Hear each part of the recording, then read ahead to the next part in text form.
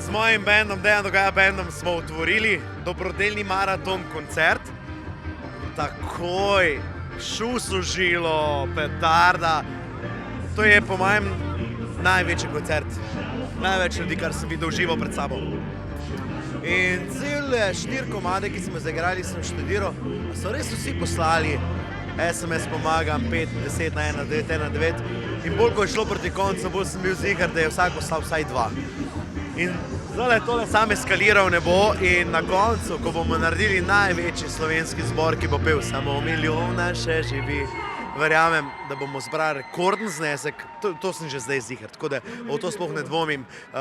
Vsaj jaz vem, da je med komadom Samo milijona še živi, se bo zbralo $500,000. Stavim.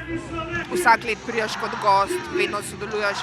A si kaj zgodbe poslušal, letos so bolj čustvene, bolj globoke? Ja, letos, ko sem se, danes, popoldne, ko sem se vozil na tonsko vajo, sem bil nekje pri Petrovčih, ker sem šel po tej strani iz Laškega, da je malo manjša gužva. In je bila zgodba o dekletu, punci, dami, ki je bila 2 dni nazaj operirana in je izgubila eno oko.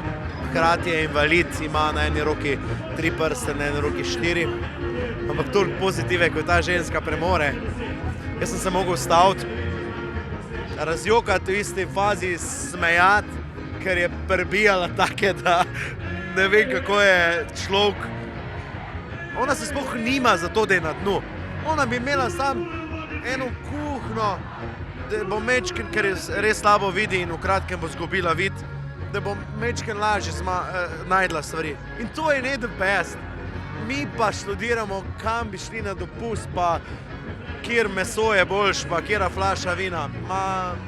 Najraž bi se takrat sam sebe v rit brcel. Preveč smo razvajeni in takoj, ko imaš pomislek, da si preveč razvajen, daj prosim, pomagimo. Danes, jutri, drug let, vsak dan.